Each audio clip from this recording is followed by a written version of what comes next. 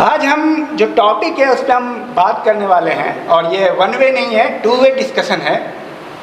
उसमें अभी एक स्टूडेंट से हमारी बात हुई और हर स्टूडेंट इस बात को लेकर के बहुत खौफज़दा है कि फ्यूचर क्या होगा। हम आपको ये बताना चाह रहे हैं और ये प्रश्न भी आपके सामने रखना चाह रहे हैं कि एक ही क्लास में 100 विद्यार्थी हैं और 2 विद्यार्थी कामयाब होते हैं और कामयाबी की इच्छा 100 की है। आखिर इसकी वजह क्या है, क्यों ऐसा होता है? तो सबसे पहले मैं ब्रीफली आपको बताऊंगा, उसके बाद आपसे हम कुछ क्वेश्चन लेंगे। अगर आप बोलना चाहेंगे तो कोई बात नहीं। देखिए होता क्या क्या स्ट्रेटजी है स्टूडेंट का, समझिए। मैं ये बात इसलिए बताना चाह रहा हूँ आपको कि बहुत सारे स्टूडेंट उस गोल को जो वो अचीव करना चाह रहे हैं अपने कुछ साथियों के 8 साल बाद क्वालिफाई कर पाते हैं, 10 साल बाद क्वालिफाई कर पाते हैं, कुछ जो हैं पैरेलल क्वालिफाई कर जाते हैं। आखिर क्या ख़ास बात है? दोनों के दिमाग में कोई बड़ा फ़र्क नहीं है। ये सारी चीज़ें हैं। कुछ साइंटिफिक अप्रोच और साइंटिफिक केस स्टडी भी मैं आपके सामने रखूँगा। अमेरिकन साइंटिस्ट क्या कहते हैं, टॉलकट पार्सन्स, आर.के. मर्टन्स, मैक्स वेबर, उनका क्या कहना है। तो देखिए एक ही क्लास में जो विद्यार्थी हैं उनमें जो सबसे बड़ा डिफरेंसेस है वो आता है कि स्ट्रेटजिकली फ़र्क हो जाता है उनका, प्लानिंग में बहुत बड़ा डिफरेंसेस आ जाता है।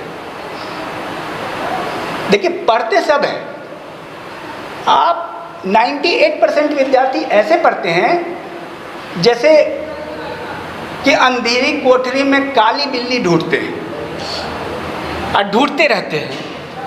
मतलब पढ़ते हैं, मेहनत पूरी करते हैं, पर उनका गोल अटेनमेंट नहीं है और गोल कमिटमेंट में नहीं। मेहनत वो भी करते हैं। तो देखिए बैल भी मेहनत करता है रात दिन, और बहुत सारे जानवर हैं जिनको बहुत ज़्यादा सम्मान के साथ नाम लिया जाता है। उसमें सबसे बड़ा नाम है शेर का। काम वो भी करता है, बहुत कम करता है। बस फ़र्क क्या है? प्लानिंग का, स्ट्रेटजी का। वो क्या है? अनडिफाइन अपना चल रहा है और माहौल है, मोहल्ले में एकदम हंगामा है कि भैया तो बहुत मेहनत करते हैं भाई, 12 साल से कोचिंग कर रहे हैं, कुछ नहीं हो रहा, नौकरी ही नहीं है। और वो एक लड़का 1 साल में करके कैसे निकल गया? इस बारीकी को अगर आप समझ पाते हैं तो ऑब्वियसली आप क्वालिफाई कर जाएंगे। और एक ही फील्ड की बात नहीं है, हर लेवल पे, हर फील्ड में, कंट्री लेवल पे जो कंपटीशन है ह्यूमन रिसोर्स का, साथ साथ में जो कंट्री के रिसोर्स का है, जिनकी बात आपने की है, उन सारे कंपटीशन में और मुल्क आगे कैसे बढ़ जाते हैं? वो उसी रिसोर्स से इतना ज़्यादा आगे कैसे निकल गए? और हमें हर लेवल पे, मैं मल्टी डायमेंशनल अप्रोच से बात कर रहा हूँ। हमारे नेता भी वही काली बिल्ली ढूंढते हैं और हम भी वही काम करते हैं। वो पूरा हायरार्की है, पूरा चेन है। जब हमारा कमिटमेंट नहीं होगा किसी एक चीज़ को लेकर के, तब तक हम, अब देखिए कमिटमेंट क्या है, थोड़ा सा मैं स्ट्रेटजी बताता हूँ एक, ताकि आपको अंदाज़ा हो जाए कि पढ़ाई कैसे कैसे करते हैं। बच्चे आमतौर पे क्या करते हैं, पढ़ाई करते हैं, एक रीडिंग डालते हैं और सो ऑन चलते जाते हैं, और उसको याद होता है या नहीं होता है। नो इवैल्यूएशन, कोई मतलब नहीं है। उसका मकसद क्या होता है? बस ख़त्म कर दो, आगे बढ़ जाओ। ये चैप्टर तो मेरा आता है, फंडामेंटल राइट। पूछ लो फंडामेंटल राइट कहाँ से कहाँ तक है, आर्टिकल 1 सुना दो, आर्टिकल 1, आर्टिकल 17, 18, 19 नहीं जानते हैं। आएगा तो मार देंगे, इससे नहीं होगा। आप जो ये सोचते हैं ना कि एग्ज़ाम में आएगा तो MCQ मार देंगे, अगर ऐसी सोच है तो आपका तो नहीं हो रहा है। अब मैं बता रहा हूँ कैसी सोच होनी चाहिए। देखिए जब आपसे पूछा जाए कि भारत का प्रधानमंत्री कौन है, तो आप क्या जवाब देंगे? कि MCQ आएगा तो बताएंगे, ऑब्जेक्टिव ऑप्शन आएगा तो बताएंगे? बताइए, इंतजार करते हैं ऑप्शन का। जब आपसे पूछा जाए कि भारत की राजधानी कहाँ है, भारत की राजधानी कहाँ है, MCQ बताऊँ ऑब्जेक्टिव, ऑप्शन दूँ? आपको समझ में आ गया होगा पढ़ाई कैसे करनी है। आप जो खाली बिल्ली ढूंढते रहते, एक बार निकल गए अरे उत्तर भारत से दक्षिण भारत की लंबाई ये 7, 8, 9, 5, 4, 4 आपने पढ़ के निकल, याद है आपको? क्यों टाइम दिया आपने 5 सेकंड? उसमें 10 सेकंड और दे देते, 20 सेकंड और दे देते, उसको याद करो। बात मेरी समझे आप ठहर के उस चीज़ को याद करो, उसको कंप्लीटनेस में पढ़ो, होलिस्टिक अप्रोच में पढ़ो। आप सिर्फ मतलब सरसरी निगाहों से उसको निकलो नहीं, उस चैप्टर को। यही होता है, मैं आपको ये बता रहा हूँ, 50 आर्टिकल, एक दिन में एक आर्टिकल याद करना क्या है, कौन सा काम है? आपकी ज़िंदगी 10 साल गुजर गई कॉम्पिटिटिव एग्जाम में, 5 आर्टिकल याद नहीं है, क्या कर रहे हैं आप? 5 और आर्टिकल से 5 क्वेश्चन होता है एकदम डायरेक्ट, आप खाली प्रैक्टिस कर रहे हैं। अपराधों के लिए दोष सिद्धि, अनुच्छेद 20, 21, 22, हाँ 20 में मार दिया, टिक, 2-4 याद हो गया उसमें। ये डिमेरिट है। आप अपने काम को कंप्लीटनेस में करें, होलिस्टिक अप्रोच में करें। और जब आप कोई चैप्टर पढ़ते हैं, सपोज ये MCQ की बात कर रहा हूँ, 1 लाइनर की बात कर रहा हूँ, मान लिया आपने फंडामेंटल राइट पढ़ा, तो आपको कैसे याद होना चाहिए और आप अपना इवैल्यूएशन कैसे करेंगे? आपको, आम विद्यार्थी को 99% को फीलिंग यही होता है कि उसको याद है, लेकिन याद किसको है ये मैं बताता हूँ। याद उसको है जो फंडामेंटल राइट के बारे में 3 पॉइंट बोलेगा, अकेले में बोले या सबके सामने बोले। 3 पॉइंट आपको बोलना है फंडामेंटल, यहाँ से निकलनी चाहिए, नहीं कि मन में आएगा एग्जाम में तो मार ही दूंगा। तो आपको याद बिल्कुल समझ में आएगी। याद का निशानी क्या है?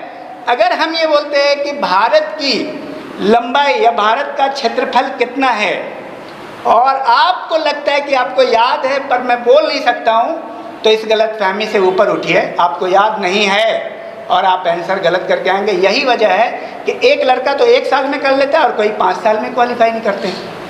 मैं ये बात क्यों बोल रहा हूँ? I am giving you some empirical evidence. हम खुद उसके एक एग्जाम्पल हैं। हमने नेट क्वालिफाई किया अपियरिंग में, MA फर्स्ट ईयर के लास्ट में नेट क्वालिफाई कर गए इसी स्ट्रेटजी पे, और then after 6 month I did qualify twice NET. हमारे जो साथी है वो हमसे मजाक करते थे, नेट का फॉर्म भर रहे हो? अच्छा ठीक है, तुम पहले कर लो फिर मैं भी भर दूंगा। और MA का एग्जाम अभी नहीं दिया है फाइनल, 2 बार नेट क्वालिफाई करेंगे, और देन एग्जाम दिया, क्योंकि 1 साल का वैलिडिटी था कि विदिन 1 ईयर आपका रिजल्ट आना चाहिए UGC को प्रोड्यूस करने के लिए, तब आपका नेट एलिजिबल होगा। उसके बाद क्या हुआ कि मैंने नेट क्वालिफाई के 2-3 महीने के बाद मेरा एग्ज़ाम हुआ, उसके 2-3 महीने के बाद रिजल्ट हुआ, दोनों नेट मेरा सिक्योर हो गया, कोई दिक्कत नहीं। बट इससे क्या हुआ, मेरे जो साथी थे तो बहुत अच्छे साथी थे हमारे, काफ़ी अच्छे लोग थे, पर उनको लगा कि इतना जल्दी थोड़ी होता है, ऐसे तो जब आप कमिटमेंट करेंगे किसी काम को करने का। हमने एक ऐसी स्ट्रेटजी बना ली है, क्राउड जो हमारी है कि भाई इतना टाइम लगता है ग्रुप C में, 2 साल तो लगेगा ही, तुमको नहीं लगेगा, वो उसको लगा था। कोई सोचता है दीदी तो 5 साल से IAS की तैयारी कर रहे, तुमको नहीं लगेगा, तुम्हें 1 साल लगेगा। जिस स्ट्रेटजी तुम याद करो ना, तुम तो बस आगे बढ़ते जा रहे हो, काली बिल्ली ढूंढ रहे हो, काली बिल्ली नहीं ढूंढना है। नेक्स्ट स्टेप, अगर आपका कोई सवाल है कैरियर से रिलेटेड या कुछ, तो आप हमसे सवाल कर सकते हैं। वैसे मैंने अपने आप को इसलिए भी तैयार कर लिया है कि शायद आप सवाल ना पूछेंगे तो मैं आगे बढ़ जाऊंगा तो आप सवाल कीजिए। कोई सवाल? आप में से कौन लोग कितने कम समय में क्वालिफाई करना चाहते हैं? मैंने सूत्र दे दिया है आपको। जब आपको पता चल जाए कि आर्टिकल 44 में क्या है, आर्टिकल 45 में क्या है, जो आपने पिछले दिन पढ़ा था, तो आप समझिए कि वो आपने पढ़ा था। लेकिन जब आपको याद नहीं है, इसका मतलब आप ये सोच लीजिए कि आपने पढ़ा नहीं था, बस काली बिल्ली ढूंढ रहे थे अंधेरी कोठरी में। और अंधेरी कोठरी में काली बिल्ली जिंदगी भर ढूंढते रह जाओगे, मिलेगा नहीं। समझ में आ रही बात? तो प्लीज आस्क क्वेश्चन, कुछ भी पूछिए इससे रिलेटेड हो, इसके अलावा कोई और। जो पहला स्टेप बताया ना सर ने, सिद्धांत कुछ पूछना है आपको? कुछ पूछो। क्योंकि मैं चाहता हूं कि आप क्वालिफाई करें ऑनेस्टली। आप बहुत अच्छे हैं, इसमें कोई शक नहीं। कोई क्वेश्चन, कोई भी डाउट है किसी भी तरह का कैरियर से related, IAS, PCS, group C, army, police, TET, LT, lecture, हाँ पूछना तो इंटरेक्शन प्रोग्राम है, लर्निंग प्रोग्राम। कॉम्पिटिटिव एग्जाम दिया है किसी ने? आप में से किसी ने दिया ग्रुप सी का? अभी तक नहीं दिया। चलिए अब मैं बताता हूँ। हाँ जैसे जो लोग यूपीएससी की तैयारी करते हैं, उसमें तैयारी तो सभी करते होते हैं, फोकस होते हैं, लेकिन कुछ ही होते हैं जो निकाल पाते हैं। कुछ का ऐसा होता है जैसे कि प्री करके मेंस नहीं कर पाता है, तो बार बार अटक रहा होता है। तो फिर मतलब ऐसी कौन सी कमियाँ हैं कि वो मेंस में अपना को। Very good. देखिए कुछ एग्ज़ाम का अपना अलग स्ट्रेटजी है, अलग प्लानिंग है, उस एग्ज़ाम के नेचर को समझने की ज़रूरत है। और जाहिर सी बात है भारत का सबसे टफेस्ट और सबसे पॉपुलर एग्ज़ाम आईएएस माना जाता है, इसमें कोई शक नहीं। तो इसको समझने के लिए देखिए हमारे यहाँ सबसे बड़ी कमी क्या है भारत देश में, कि हम लोग जो है स्टूडेंट से बहुत प्रभावित होते हैं, यानी दोस्तों से। एकमात्र एजुकेशन फील्ड है जिसमें आप मशवरा नहीं लेते। मैं आपको एक उदाहरण देता हूँ। आपके पड़ोस में किसी को कैंसर हो गया है, तो क्या आप मेडिकल स्टोर पे जाके मशवरा लेंगे कि भाई मेरी दादी को कैंसर है, तुम बताओ कि उसका इलाज कौन सी टैबलेट खा के होगा? कहाँ जाएंगे आप? स्पेशलिस्ट के पास ना। जाहिर सी बात है हम हर काम, किचन में रोटी बनाना है तो मम्मी है स्पेशलिस्ट, उससे तो पूछते हैं। डॉक्टर है स्पेशलिस्ट, उससे तो पूछते हैं कि भाई कैंसर का इलाज कैसे होगा। लेकिन एकमात्र यही चीज़ है जिसमें आप सब महारथी हैं, पूछने की ज़रूरत नहीं है। और जब 5 साल घिस जाता है तब आता है, वो कहते हैं ना ऊँट आया पहाड़ के नीचे, तब फीलिंग होता है यार गलत स्टेप पे चल गए थे, हम तो बहुत तेज थे, रमेश को फॉलो कर लिया था और सुनीता को फॉलो कर, सुनीता ने बोला बीएड कर लो, कर लिया। समझ में आ रही बात? तो आपने बहुत अच्छी बात पूछी है। तो इस एग्ज़ाम के नेचर को समझना है। एक अच्छे टीचर को आप कैसे पहचानेंगे ये जानना ज़रूरी है। जब आप आईएएस जैसे एग्ज़ाम की तैयारी कर रहे हैं और सपोज आपको टीचर ही आपको ऐसा मिल गया, सपोज जो आपको सही से गाइड नहीं कर सकता, तो तैयारी ही आपके गलत रास्ते पे चल जाएगी। आप हमें बताइए, प्राइमरी स्कूल के टीचर बनने के लिए बीएड करना पड़ता है, बीए करना पड़ता है, बीएड करना पड़ता है, टीटी क्वालिफाई करना पड़ता है, और आईएएस की कोचिंग कराने के लिए बीए कर लीजिए, नहीं कीजिए, एक बहुत बड़ा बोर्ड 5000 का लिखवा लीजिए, लिख दीजिए आईएएस की तैयारी करो, आ जाओ। What is it? ABCD CAT cat RAT rat कॉखा गगा पढ़ाने के लिए, प्राइमरी स्कूल में सिलेक्शन के लिए, सरस्वती विद्या मंदिर में सिलेक्शन के लिए क्या करना पड़ेगा? ABCD पढ़ाने के लिए, जबकि ये लड़का पढ़ाने को डिजर्व करता है, क्या करना पड़ेगा? उसको BA करना पड़ेगा, TET क्वालिफाई करना पड़ेगा, और कोचिंग ये अभी खोल लेगा आईएएस की कोचिंग। आपको एक चीज बताइए कि करना तो आपको है ना भाई, मार्केट में तो हर तरह की चीज मिलेगी, भूसा भी है, गुड़ भी है, चीनी भी है। अब सर ने कहा हेल्थ पे फोकस करना है, तो हेल्थ पे फोकस करना है तो किसको करना है? जो करेगा वही तो। वो मार्केट में हर तरह की चीज है, तो तुम चले जाते हो भूसा लाने। क्या है? अब मैं स्ट्रेटजी बताता हूँ, मेरी बात समझ में आई?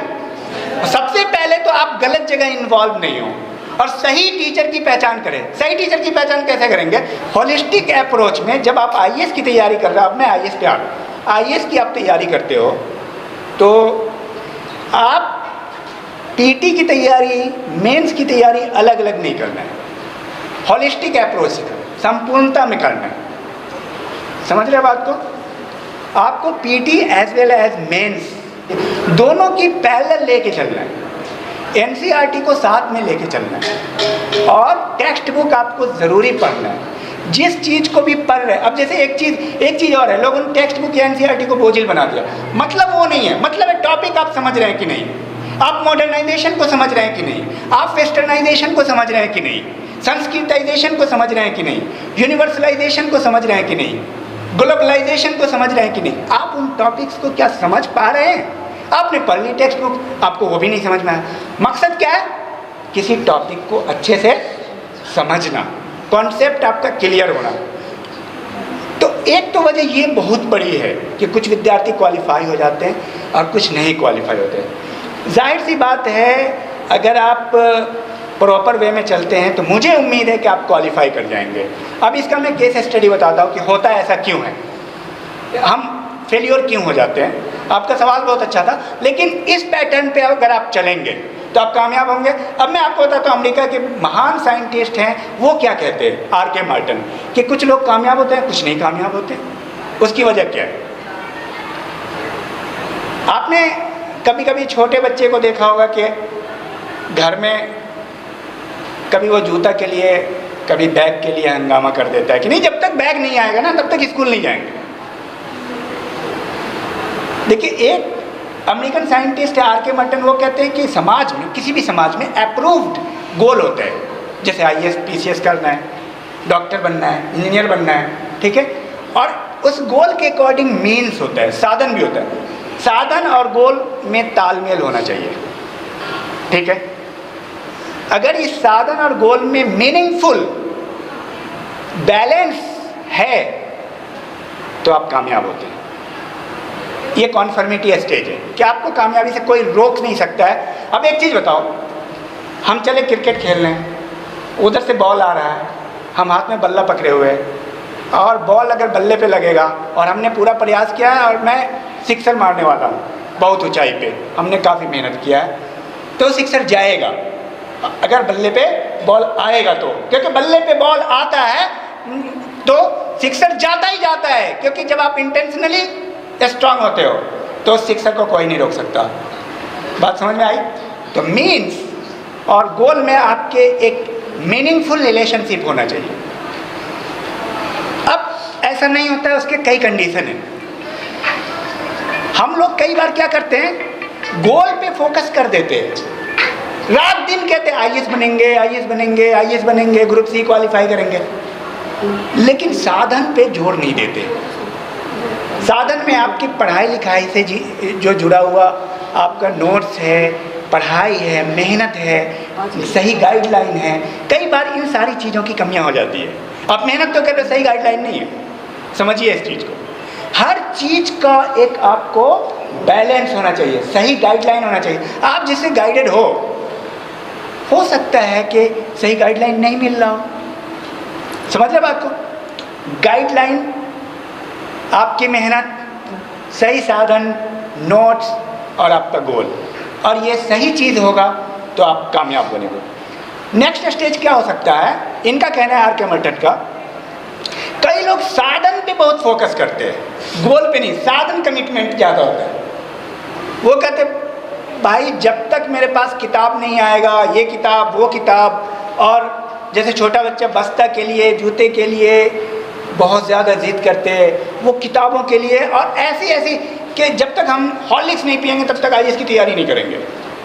सपोज एक बंदा बोल रहा है, गरीब का बच्चा सूखी रोटी सब्जी खा के IAS कर जा रहा है, आपने गलत जगह पे एनर्जी इन्वेस्ट की है।